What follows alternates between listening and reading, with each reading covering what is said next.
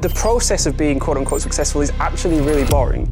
It's just doing the same thing again and again and again and again, day after day after day, week after week, month after month, year after year. Something that's really not talked about enough in the business space is optimizing to enjoy your... How was that journey for you? The problem that I was trying to solve was very basic. How can I get paid to work out? In my opinion, it's worth just focusing on one social media platform and really optimizing for that one social media platform. How have you been optimizing your life? So for me, there's 4 main pillars in life. There's health, there's wealth, there's love and happiness. And that's really not an easy thing to do. It's like you're always juggling. And did you lose people along the way while you were working 15, 16 hours? I may have learned from experience. Yeah. All right, welcome to our episode. We have a local legend in Vietnam. He has 1 million subscribers on YouTube, and he has helped me personally understand how to level up my business mindset and financial game. Welcome, Mike D. Thank you so much for having me. Okay, so you helped me from being an English teacher to kind of being more of a content creator, thinking that way. And then with my money mindset, you kind of helped me set some bars, some goals that I didn't think I would be able to reach back then. I was making like 2K a month, barely 2K a month as an English teacher. But then the way that you were able to describe finances, it helped me a lot. And I want you to share that with our viewers. Yeah, so I think that one of the topics that no one really seems to be talking about in the business space is when people are starting a business, when someone's starting a business, naturally the goal is like, okay, I want to create a 7-figure business, an 8-figure business, a 9-figure business. And I think it's great to be ambitious, but at the same time, it's really important to be pragmatic. And so I feel like if someone is starting a business, having smaller incremental goals that are very achievable is far more useful than saying, I want to build the next Facebook or the next Netflix, right? And so for me personally, living here in Southeast Asia, I've been here 13 years. And once you get to earning about 10K a month, life is so beautiful. Like, and then every 5K you add onto that a month, every 10K you add onto that a month, the returns are very much diminishing in terms of your lifestyle change, if that makes sense. So if you're living in Southeast Asia, once you hit 10K a month, you can live like an absolute king. And the reason I say 10K a month, because the actual number is probably about, let's say 5K, 6K. Like once you earn 5, 6K a month, you can eat out every day, you can do pretty much everything you want, you can fly, you can travel every month. You can have a housekeeper, you can live in a nice apartment. And the reason why I say 10K is because if you're living on 5K, it means you can also invest 5K a month. And that, in terms of longevity, is amazing. So you're living an amazing life now, but you're also kind of investing and building for your future as well. So yeah, for me, once you hit that 10K a month in Southeast Asia, it's like, that to me is a better goal to have versus I want to build a 9-figure business. Yeah, because of our conversation, you were able to help me kind of hit that 5K mark, and now I'm trying to go towards the 10K mark. How would you describe like your business? Would you be like a lifestyle business, or like where do you want to take your YouTube career and or Playstack, the YouTube program that you have? Yeah, so I've got 3 different businesses: Playstack, the YouTube agency. I've got a YouTube channel with 1 million subscribers, and I've got a road bike review YouTube channel. So 3 different businesses. In terms of where I want to take them, so Playstack and the bike review, I would love to sell one day. And then the Mike D is more of a lifestyle business. I think, again, something that's really not talked about enough in the business space is optimizing to enjoy your everyday. Right? So for me, let's say 6, 7 years ago, I was optimizing for how much money can I make. Like I was working ridiculous hours, 14, 15 hours a day, every day, which was fine because I quite enjoyed my work. but I wasn't necessarily optimizing for waking up in the morning and really enjoying my everyday. And I feel that's really important. So I don't get too kind of tied up in terms of, okay, I need to sell this business within 3 years. I need to sell this business within 5 years. It's more about optimizing my everyday.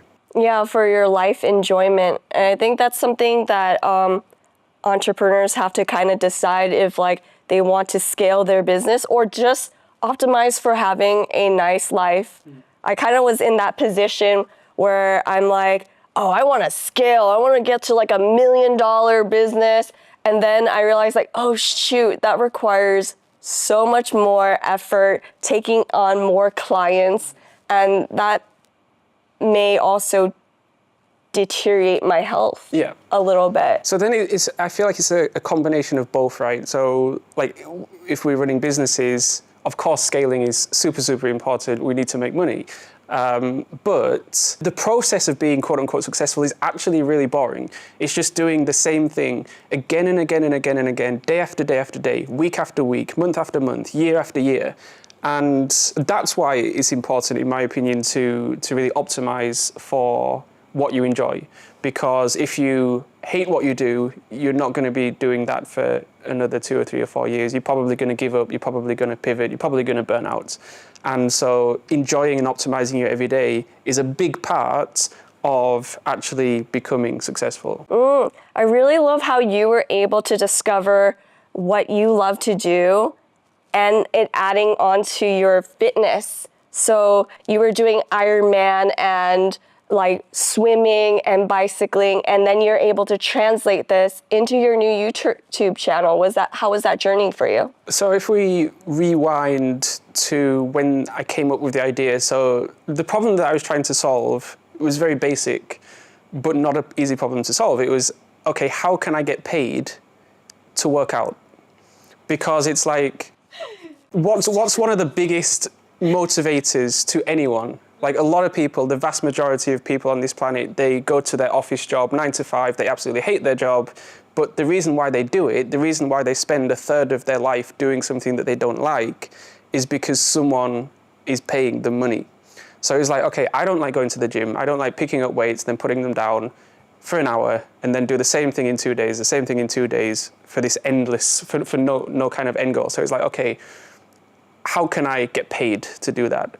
And so what I did was I reverse engineered it, and I was looking on YouTube, and I was training for a triathlon, an Ironman 70.3 at the time. And I was on YouTube, and I found one particular YouTube channel, and it grew from, it's a new YouTube channel. It grew from like 0 to about 15,000, 20,000 subscribers in about 4 or 5 months. But interestingly, the first video they ever uploaded got 200,000 views. And that was him documenting his journey to becoming an Ironman. And so I was like, okay, there's proof of concept there. A lot of people want to see that content. How can I make, and I'm training for an Ironman, how can I document my journey to becoming an Ironman, but make my video, firstly, a different angle than his, but secondly, better than his in every single way. Better thumbnail, better title, better SEO, better storytelling, better curiosity gaps, like all of this. How can I make my content better than this? Because if I can do that, in theory, my video should do quite well as well. And so that's exactly what I did. I uploaded my first video. It did really well. And the channel was growing right from the first video. The problem I then had was, okay, how do I make money from this? Because I'm making ad revenue, but I'm not making much ad revenue. And so triathlon is 3 sports. It's running, cycling, and swimming. Well, with swimming, not a lot of money in swimming. Like, what do you sell? Like, what can you talk about? Like goggles, $20 goggles, that's about it. Maybe $20 swimming trunks. Then running, again, not that much. I mean, $100, $200 running shoes you can talk about maybe, but again, not really that much money. Cycling, so much money in cycling, because a entry-level carbon road bike straight away is about $2,000. And so it's like, okay, that's how I can monetize this YouTube channel, not documenting my journey to becoming an Ironman. That's how it started, but it kind of went through stages, and that's how I came up with the idea, and that's how I kind of monetized the YouTube channel. And so now I've got an Ironman in, my next one is in about 6 weeks in Da Nang, and now I get paid to work out, which is beautiful. Oh my gosh. So from ideation, it is really incredible. From ideation to getting it monetized, and doing all the work to figure it out, how long did that take you? About a year and a half to where I am right now. The first YouTube video, within like 2 or 3 weeks, it was already taking off. I think it's on maybe 80, 90,000 views. That's pretty good. It's not too bad. And then the second video, I was A/B testing. And then the second video was, I did about swimming. It got like 4,000 views. Then the third video, I did about cycling, and that got, I think it's on over 100,000 views now. So that was my proof of concept. It was like, okay, a lot of people want to see cycling videos, so there's a huge demand there, and I can monetize it because I can review $2,000, $3,000, $4,000 bikes. I can review $1,000, $2,000 carbon wheels, and there's just a lot more money flowing in that industry. So it's kind of like affiliate marketing. You're reviewing and you get commission based on the... Exactly, yeah. Oh, okay. Yeah. So do you also get your own code that people can use? That's right, yeah. Yeah. Okay. And the goal is to create build the world's biggest carbon wheel database. Another thing that is not talked about enough is like, what is your competitive advantage? What is one thing that you find really easy to do, that comes very natural to you, that other people kind of struggle with? So for you guys, it might be probably is communication. Like, you guys are quite good at communicating. I'm not very good at communicating. And so you guys have the podcast, I don't. But what was interesting about the cycling space on YouTube, like growing on YouTube and growing a business in general, it's all about finding the gap in the market, right? Finding, okay, what can you do better than everyone else? What was nice about the cycling space was there's a lot of very, very good cyclists, like some of them ex-professional, some of them have been in the industry for 20 years, 25 years, but they're not YouTubers and they're not business owners. And so being a business owner, you've got a slightly different mindset compared with someone who's employed. And so I saw what was happening in the cycling space. I was like, okay, I bet I can make these videos but better than them, and make businesses but better than them. And so, you know, the channel's grown and the business has grown really nicely over the last year and a half, but it was very strategic and intentional. I think one of the worst things that people can do with business is just randomly come up with a business idea and then start executing straight away. For me, it's really important to get that proof of concept first before anything else. It's all the same with social media. Maybe this is controversial because I've heard a lot of different opinions here, but I feel like we all have finite resources, particularly people who are just starting a business. And so, in my opinion, it's worth just focusing on one social media platform and really optimizing for that one social media platform, as opposed to trying to do all of them. And so with my cycling business, I prioritize long form YouTube because, number one, that's my competitive advantage. That's the one thing that I know, but also there's huge demand there. I would never touch, at this point or any foreseeable future, TikTok or Instagram. Yeah. Oh, the okay. reason is because my audience are just not there. I'm looking at my competitors and they've been on Instagram and TikTok for years, and their engagement and their following is just so low, which suggests to me that it's just not worthwhile splitting my resources. It's not just financial resources, but it's also mental energy as well. Like, it's really easy to get distracted on other platforms where the chance of survival over there, or the chance of growth, is so low. So yeah, I think checking out and doing research first before starting the business idea, and secondly, moving to other platforms. This is so fun. This is so fun. I love that we're talking to a organic content creator. I feel like you create content specifically for the audience, exactly what they want, or you let the algorithm feed you in terms of the views. Whereas like in SEO a little bit, we play a little bit of the manipulation, right? So yeah, like for me, I'm really good at making content on IG, right? I agree with you. Focus on the platform that you are great at. Play with IG, and then I take those short form videos, and then I spread it through all platforms. And a lot of them don't perform well. And I'm looking at all these channels that just don't perform well. I'm like, what are we doing? And then I realized on an SEO perspective, we are just sending out a lot of trust signals, and all of them kind of just build up the brand regardless. So that's why people have multi-platform content. And that's why I said it's slightly controversial, because it's what I love about going to the SEO conferences is that I meet people that think very differently to me. So talking to SEO people that also have very successful YouTube channels and talking to them about YouTube, it's so the opposite of everything that I know. Yeah. And so the opposite to most YouTube content creators, because the SEO perspective or the SEO approach on YouTube is completely the opposite. But at the same time, if it works, then amazing. Yeah, and they're trying to manipulate.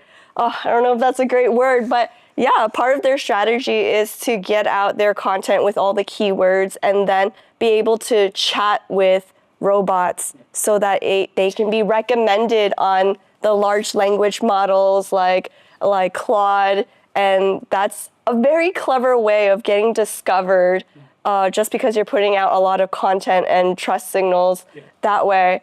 And for me, it's just so cool. It's just another tool. Absolutely. Another tool that we can leverage as content creators to do the middle of that, creating organic content that like real humans want to see, but also adding on the SEO element too, so that we're more discoverable. Yeah. So one thing that I started implementing after talking to a few SEO YouTube guys at the SEO Mastery just a couple of months ago is I started doing lives, and I wouldn't live streams, and I wouldn't have done that. You do lives? I do live streams, yeah, on YouTube. Amazing. Because it's very easy to be stuck in your kind of echo chamber and just hearing the same things, and you kind of set in your ways. But then when you see other industries and you're like, oh, they do it a different way.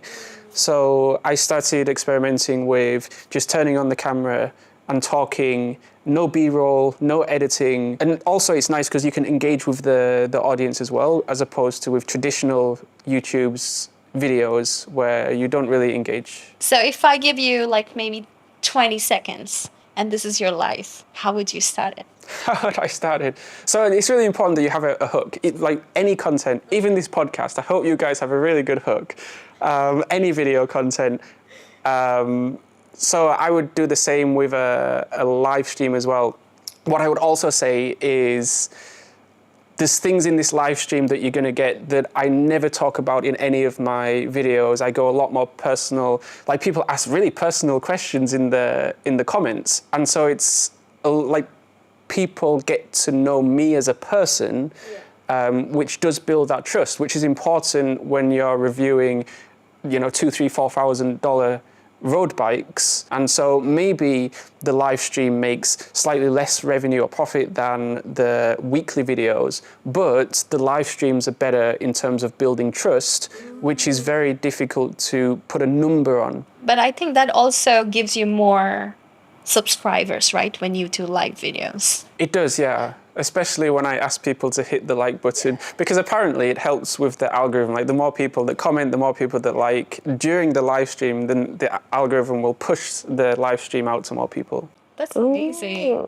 Also, you've been mentioning about like optimizing things and life in general. How have you been optimizing your life to stay motivated and to keep doing things that you love doing? A big thing for me, and it's been a big thing over the last 4 or 5 months, is optimizing my work life with other areas of my life. So for me, there's 4 main pillars in life. There's health, there's wealth, there's love or people, and happiness. And if you have those 3 pillars filled up, then the 4th pillar, happiness, should, in theory, be topped up itself. And that's really not an easy thing to do. It's like you're always juggling, and when your business is going well, naturally you will focus more on your business, but then you might drop the other 2 balls, which is people and health.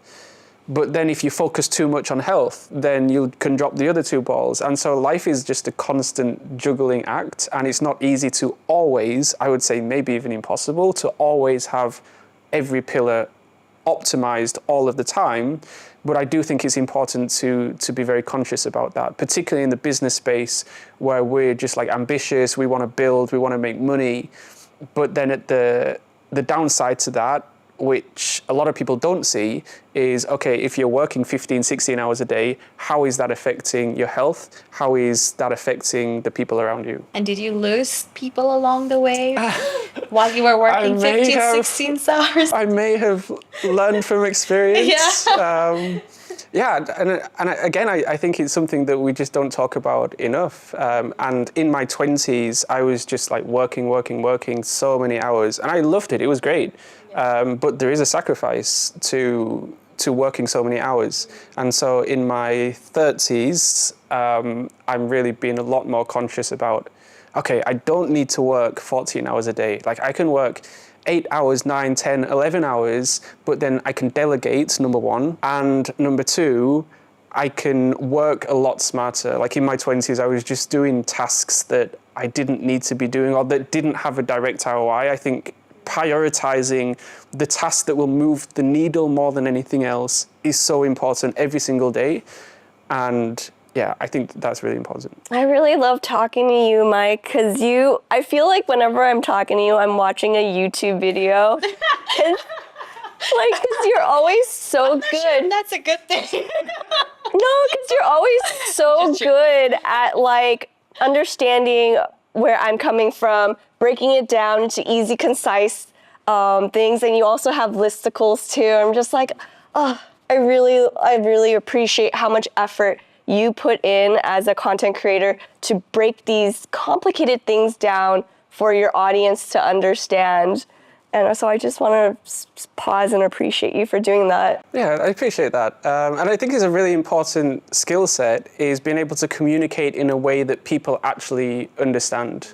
Because I know some really, really smart people, some really clever people, when they talk to me, I don't understand. It's interesting because I watched the Diary of a CEO, Stephen Bartlett. He was interviewing Simon Sinek.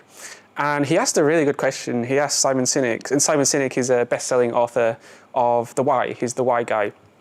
And Stephen Bartlett asked him at the end of the interview, what is something that you are a little bit ashamed of telling people? And he thought about it, and he said, bearing in mind he's a best-selling author, he said, he's actually not very clever. And he's actually not very clever. And number 2, he doesn't actually read that many books. Bearing in mind, he's a best-selling author. And the reason why he said that, and he explained it, and he was like, that's one of the reasons why I'm a best-selling author, because I don't understand very complex concepts. And so for him to write about those very complex concepts, he has to break it down so that a 5-year-old can understand.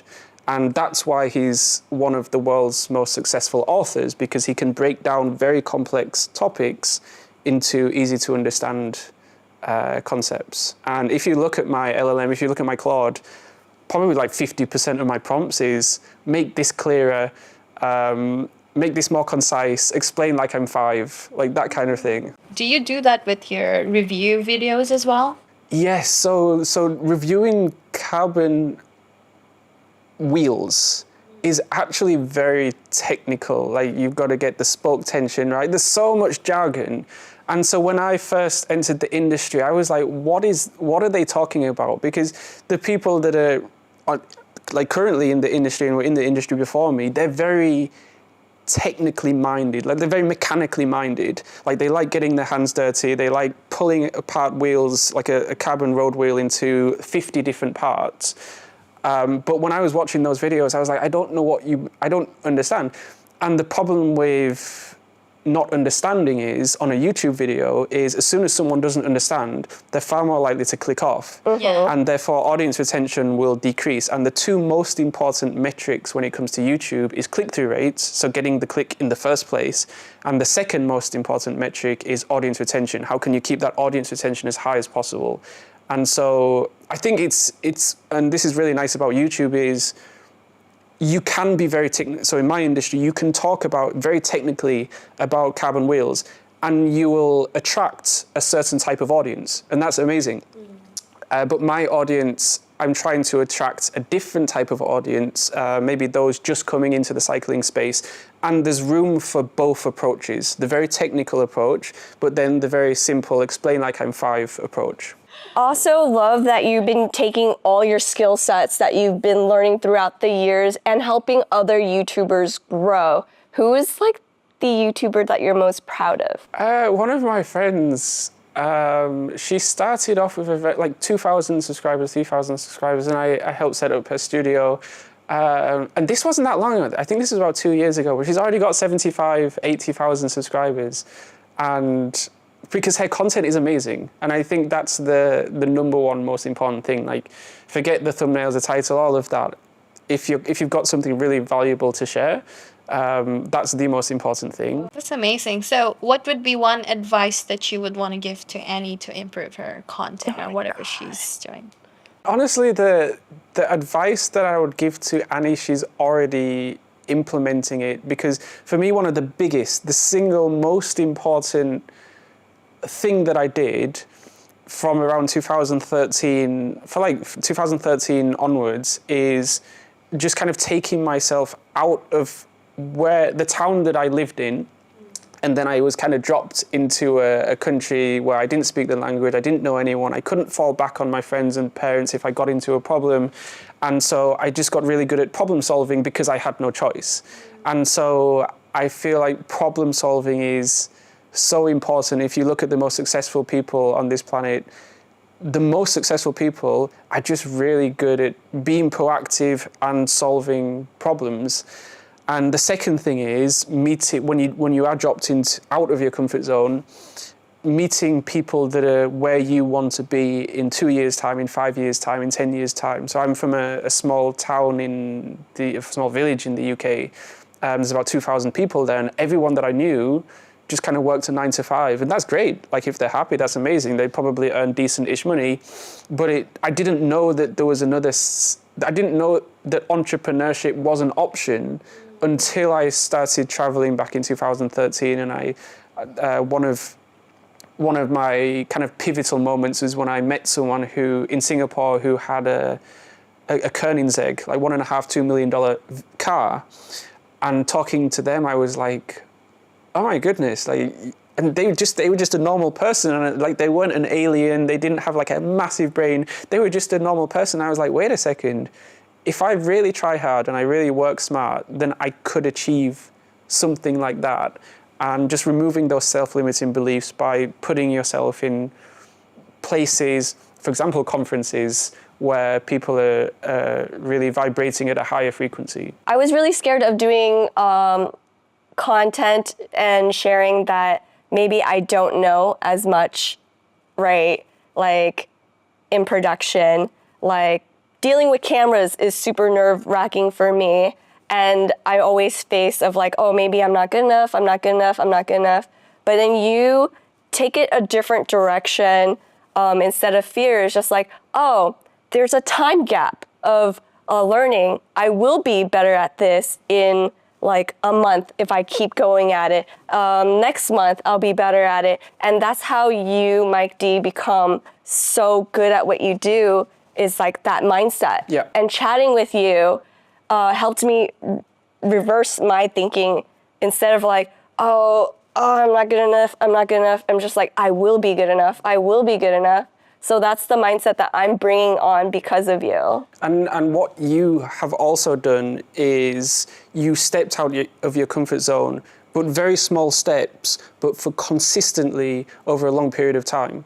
So you stepped out of your comfort zone, it felt, maybe you had a bit of imposter syndrome, maybe you felt a little bit uncomfortable, but you did it anyway.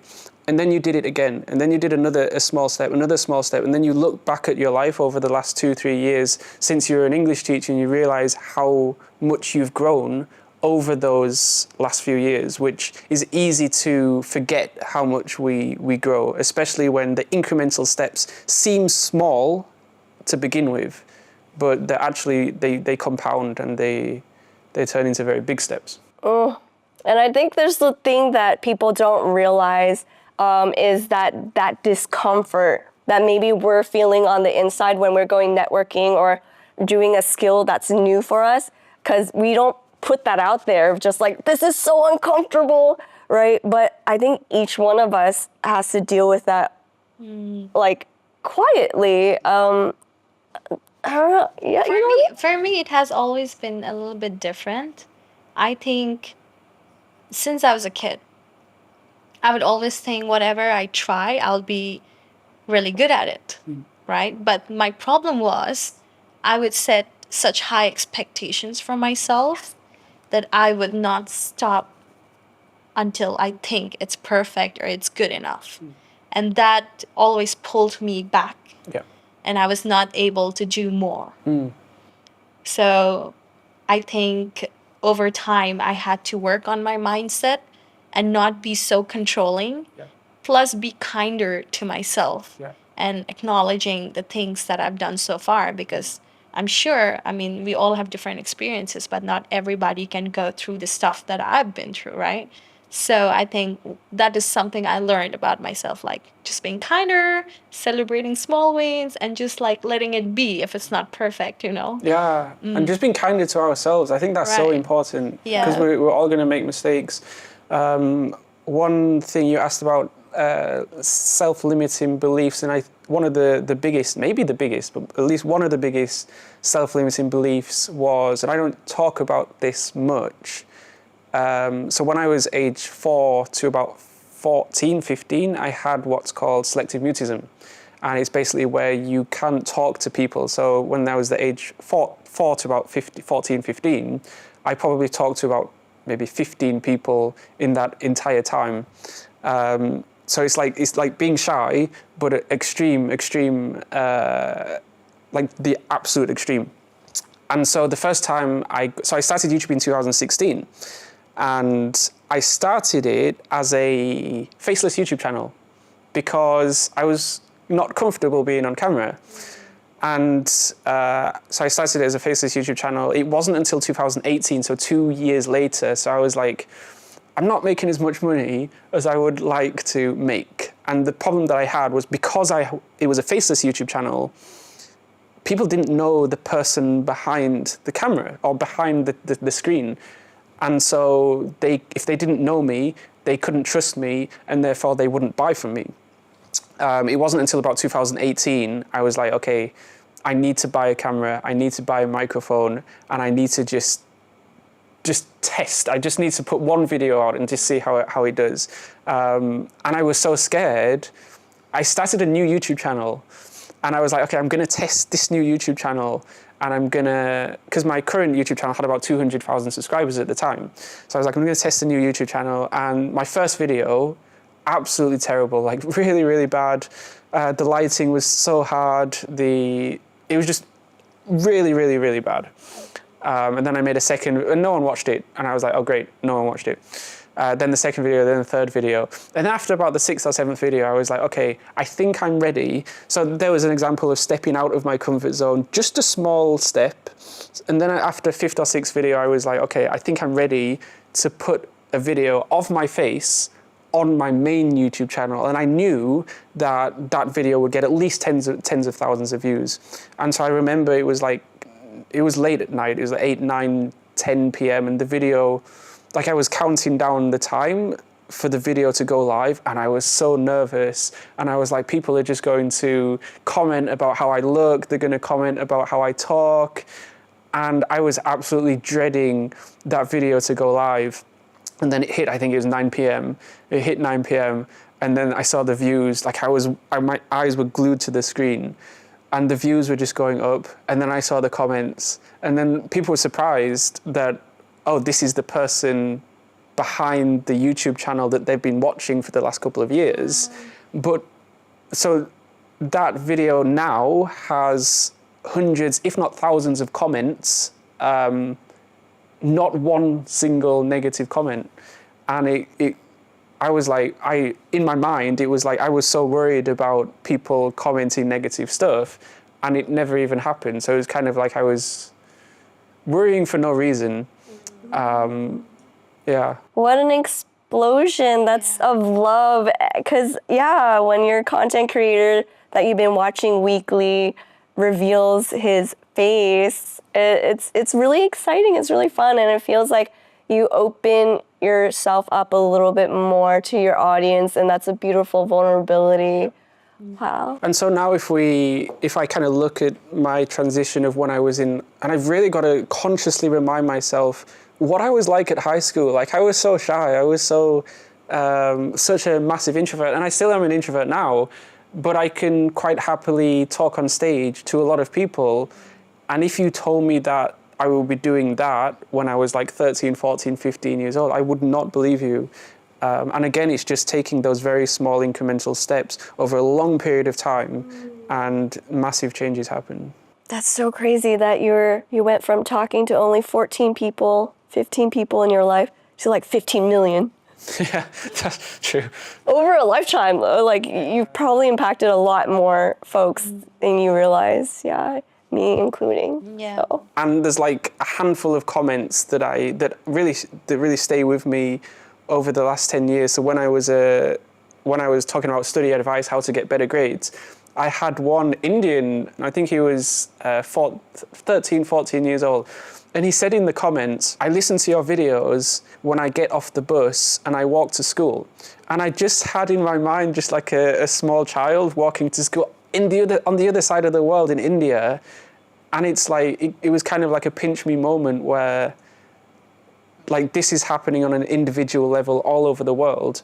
But I don't see that because all I see is, 50,000 people have viewed this video. Yeah. But then you don't actually humanize it because it's just a number. And has there been any moment where people have walked up to you and been like, I've watched you, I know you? It's interesting because in Vietnam, not so much because my audience is like 0.5% Vietnamese. But when I go to the Philippines, so many people, like in certain countries where I have a bigger following than other countries. All right, so we've taken up a lot of your time. Thank you so much, Mike. You've helped us understand finances, setting mini goals, thinking about YouTube, monetizing, building better mindsets. You've helped us out a lot, so thank you so much. Where can people find you and support you? You can go to miked.com and all my information is there. Okay. Thank you so much, Mike. Thank you. Oh, so fun.